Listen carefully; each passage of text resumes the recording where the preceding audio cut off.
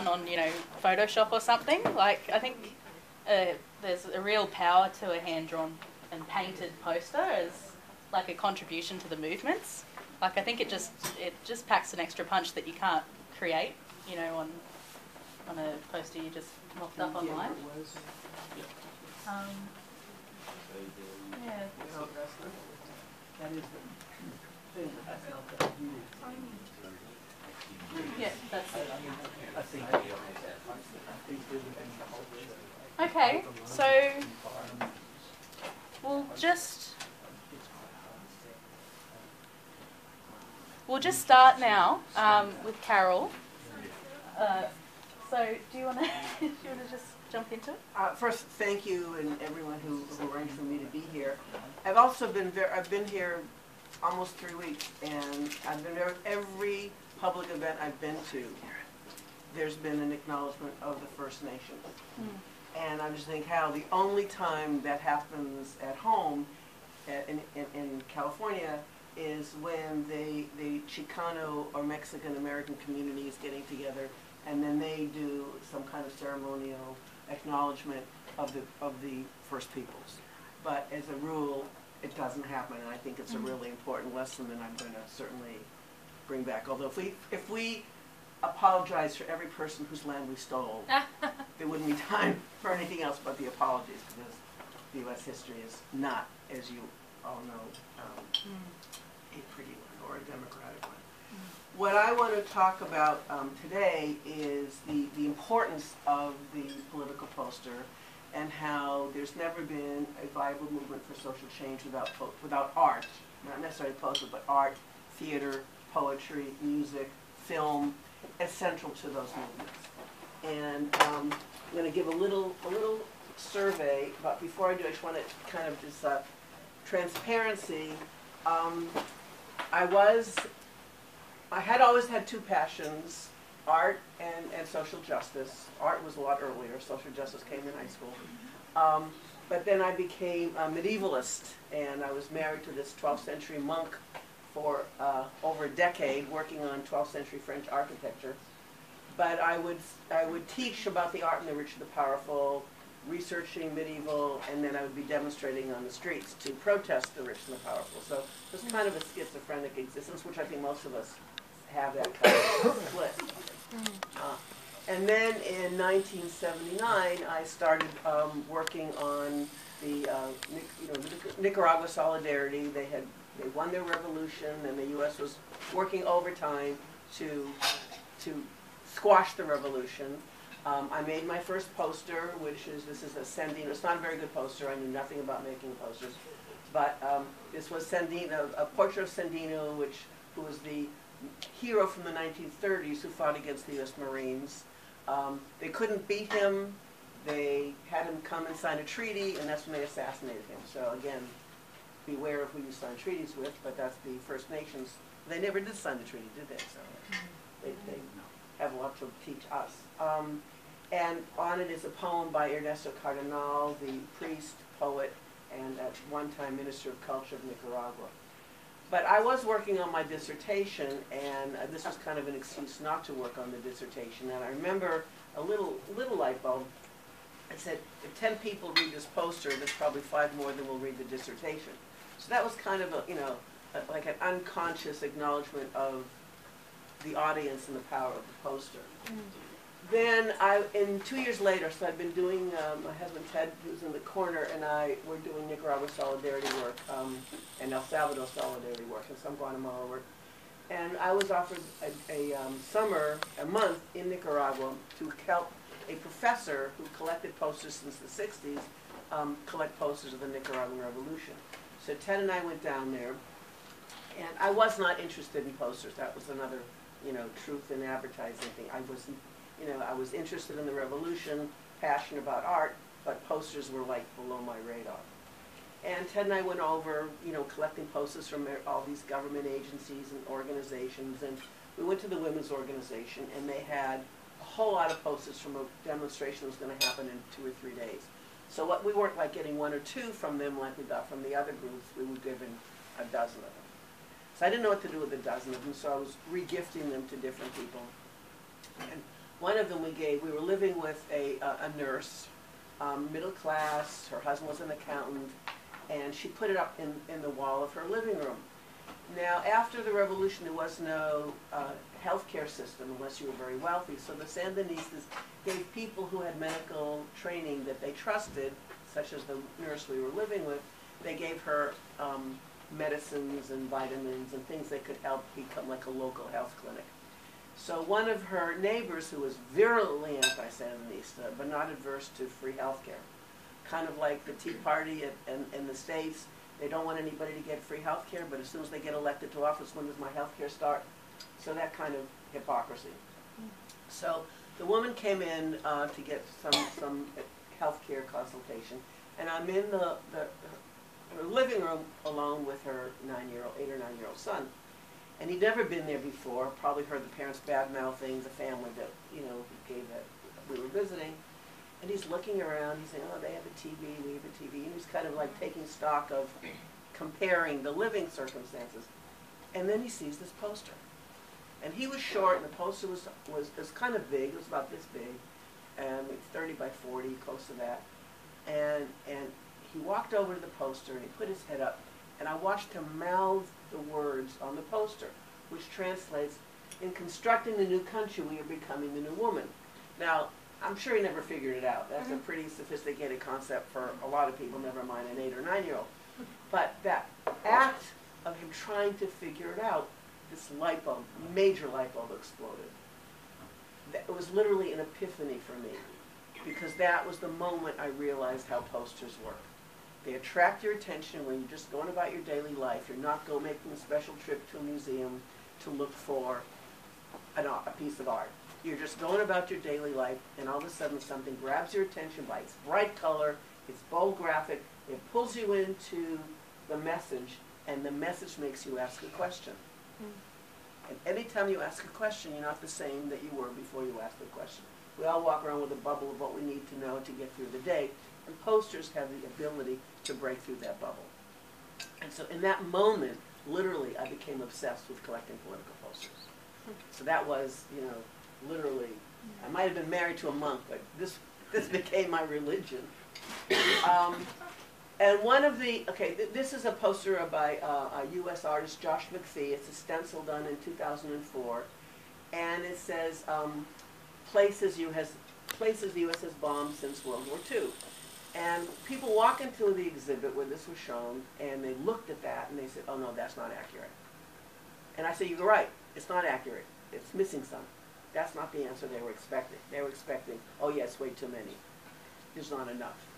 And so, again, it provokes questions. It provokes, even it provokes dissent, is fine. It gives the opportunity then for dialogue and discussion. The other thing to consider is who your audience is. Different audiences require different kinds of approaches, different kinds of graphics. So this is a poster from Chicago in the 1980s. There was this horrible genocide going on in Guatemala. You can see how early it was, because it says over 40,000 disappeared in Guatemala. It was way over 100,000. I don't even know how many entire villages were wiped out. But this is typical of a U.S. anti-intervention poster, and that it's showing the victim. The mother looking sad, the child clinging, there's no guns in this, there's no aggression in this. It's feel sorry for the victim and stop, supporting the government. Whereas the kind of poster the Guatemalans were producing was fighting back, empowered. They're not victims, they're fighting. This is a poster for the freeing of detained Unionists that were imprisoned in Guatemala around 1980. We don't know where exactly it was made. It would have been too dangerous to do it in Guatemala.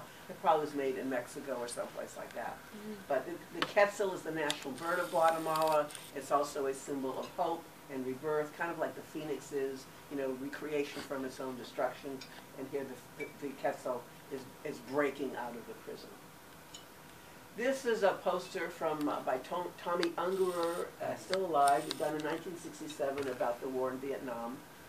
And it was always one of my favorite posters, partially because it's so few words, the graphic is completely understandable, and also it's as appropriate as for the war in Iraq or Afghanistan as it was for the war in Vietnam. Of democracy in name only, not democracy in substance, being shoved down the throats of whatever country the U.S. happens to be invading at the time. And then a few years ago, I found out that the Cubans and the Vietnamese hate this poster. And it took, I had to figure out why. And then it became obvious because it's showing the Vietnamese as passively allowing the U.S. to shove democracy and name only down their throat when they fought valiantly back. They fought heroically back. But to show people fighting back in the United States is not going to win hearts and minds. You want to get people involvement. So again, you target your audience, who your audience is. This was not a poster intended for the Cubans or the Vietnamese. This was a poster intended for the U.S., and it was a very successful poster intended for the U.S. You're probably all familiar with this poster, World War I, British, Albert Leet, the designer, using what became a very, very famous, iconic gesture of the pointing finger. So the British did it first. So this is the concept of this section is appropriation. The poster artists often borrow images from other artists. And it's a way of image recycling, keeping really powerful images out there. Because posters are not, they're ephemera. They get destroyed either by people who like them or people who hate them. They get destroyed. They're not taken care of. And this image recycling really keeps something effective images alive. And it was used a few years later, 1917, by the U.S. government. It's actually the most widely reproduced recruiting any kind of poster. And I think in the history of the world, I think there were over 4 million copies made during World War I, about the same World War II. It's actually the best recruiting poster they've ever come up with. They've never come up with a better one. And then the Soviets used it a couple of years later. So the idea behind a political poster is not originality and uniqueness, it's effectiveness. And obviously that pointing gesture was extremely effective. And it still gets used. This was done by a group of anti-Vietnam War activists. I know here, the Vietnamese call it the American War. In the States, we call it the Vietnam War. So I don't know what you call it in Australia. You also call it the Vietnam War here. And so here you have the same Uncle Sam, but now I want out. And he's battered and he's bruised, and the same gesture is being used to get out of the war. This is George I, our George I. Uncle George wants you to forget failing banks, education, drugs, AIDS, poor health care, unemployment, crime, racism, corruption, and have a good war. 1991, 25 years ago. Every single one of those on that list is current today. And so this is, again, an example of how posters, for better or for worse, the issues are still there to be constantly fought. And this is an immigration poster. A couple of years ago, it was at an exhibit at UCLA, and there was a bunch of high school students gathered around it. They, wow, this is such a current poster. It's great. And I went over, I heard them saying this, and I went over and I said, look at the date. The artwork was 1979, the poster was 1981, before any one of you were born. And I said that the fight for immigration rights, for immigrant rights, has been going on, obviously, for a long time, and it's continuing to go on for a long time. Poster artists don't have, a huge budget. They have to come up with something catchy, usually quick. There's some emergency, there's some demonstration, there's some bomb, there's some, law that's about to be enacted. And so, and there's an image overload, which I think Michelle referred to, that's all around us. And so they appropriate familiar things, such as the fine arts, in this case, Picasso's Guernica, but often advertising is a way, but they change it, they tweak it, they do something that will say, then people do a double take. What? What's going on? So the Guernica has been very popular in anti-war messages. This is, again, another Vietnam one, Stop the War in Vietnam. This was a 1980s one from Germany against the neutron bomb.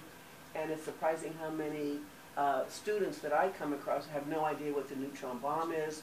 So I explain that the atomic bomb destroys all life. The neutron bomb only destroys life. It doesn't destroy the roads, the bridges, the railroad tracks, the infrastructure, the factories. So it's the perfect capitalist weapon. And for people who haven't seen the original Guernica, actually the proportion of the empty silhouettes is actually fairly close to the real size. Of course, there's no people who's there to see the art. And this is one from 2005, and after 2 years of the war going on in Iraq.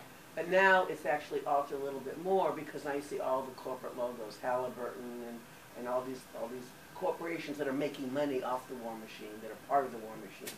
And then on the left side, you'll see the art museum being looted.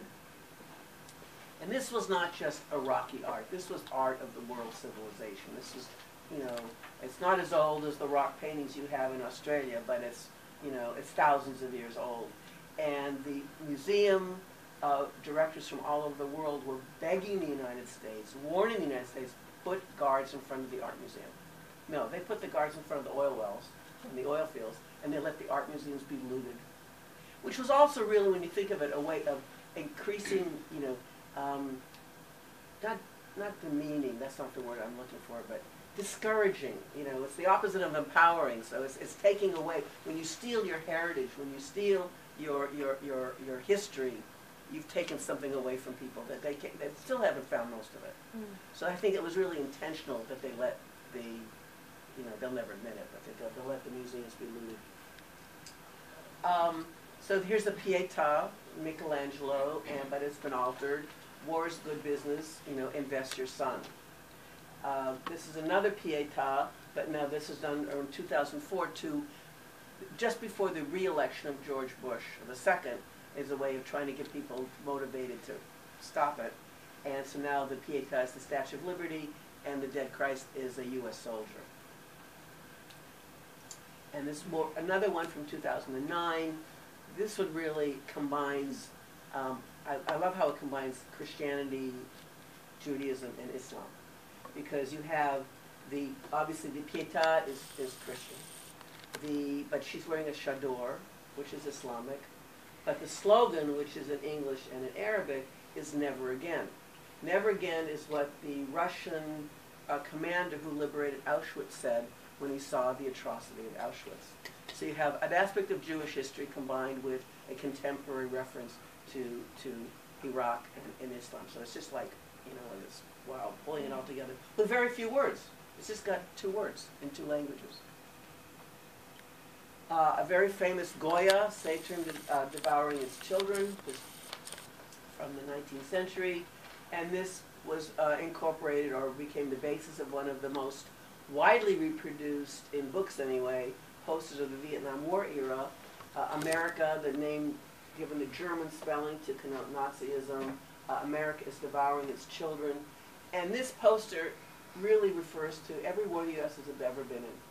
America is devouring its children and everybody else's. So, and it was anonymous for many, many years. By accident, I actually found out who made it. And I was so excited to meet him. And I said, "What else have you done?" He said, "Oh, nothing. That's the only poster he ever made in his life." But it was a good one. And then Richard Serra, who's a very famous sculptor and minimalist artist, did this poster, and it was also, again, to prevent Bush, too, from being reelected. So it says, "Please vote." But it was also reproduced on the back of The Nation magazine, which is one of the oldest progressive weekly magazine in the United States. And you think these are very highly educated people, and they got such complaints. How dare you put something so disgusting on your back cover? And finally, I think the artists responded, "Get so upset about the war as you're getting upset about this image, and maybe something will change." So that was kind of surprising, the response. But this was the most widely reproduced image during the Vietnam War. It was done by a Beverly Hills graphic designer named Lorraine Schneider, originally designed for an art school contest for miniatures, so it could be no bigger than 4x4.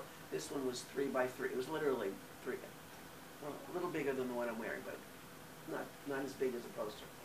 And it was rejected by Pratt Art Institute in New York for being too simplistic. So much for art schools. She went on to make it as holiday cards for her friends, and another friend of hers was starting an organization called Another Mother for Peace. And they went to Lorraine and they said, Lorraine, we've got this organization, we'd like to use your logo, your design as our logo. So she gave it over to them. They had their graphic designer make it into big posters, bumper stickers, patches. I mean, it became, you know, merchandise for raising money to help them in their work to help stop the war. And it's, this is the kind of poster that you can put on your children's bedroom, okay? It's not threatening, it's not gruesome, and yet people tore it down because they disagree with it, because it still is pushing buttons. So I don't understand that at all, but you know, war is not healthy for children and other living things. Who can disagree with that? Obviously people do. Now, another, a little story here about the power of art. Martin Luther King Jr. Was told by his advisors, keep out of, do not become involved with the Vietnam War discussion. He felt, obviously, it was wrong, but everyone that he trusted said, stick to domestic issues, stick to the civil rights movement, otherwise you will lose your audience, you will get in trouble, the government will come down on you worse than they already are. Just stick with the domestic issues. So he did for a while. Then he was going on a sabbatical. He was at the airport. This was in January 1967. And he takes a bunch of magazines off the, you know, in the airport, takes a bunch of magazines to read on the plane. And he's having lunch with a friend of his, and he's thumbing through this. This was the Ramparts magazine, which was a very radical magazine at the time. And he's flipping through the magazine, and all of a sudden he pushes his food away. And his friend says, is there something wrong with your lunch? And King says, nothing will taste good again until this war is stopped. And I'm just going to show you some of the images he saw in the magazine. This was the effect of the Vietnam War on children. So, you know, the child on the lower left with his face melted by napalm was then made into a poster, which you see on the right. On the left, on the right, the child with an amputated arm was made into a poster. I can hold neither a dove nor a hawk in my hand. And this is one of King's quotes, but the full quote is, I knew that I could never again raise my voice against the violence of the oppressed in the ghettos without having first spoken clearly to the greatest purveyor of violence in the world today, my own government. On April 4th, 1967, he gave his famous Vietnam speech in Riverside Drive Church in New York. That's when he came out, that's when he made the statement, that's when he came out against the Vietnam War. 1 year to the date, on April 4th, 1968, he was assassinated. And the common idea is that he was assassinated because of his Vietnam speech, and the date was not an accident. So this is an example of how images change someone's life and change all of our lives. This is another, I consider this one of the, 4 or 5 posters that literally changed world history. How many recognize it? Just one. It's the My Lai massacre, and it was kept secret from the U.S. population for over a year. It wasn't a secret from the U.S. military. They documented everything. It wasn't a secret from the Vietnamese. They lived or died through it. But it was kept a secret from the United States, populated the taxpayer.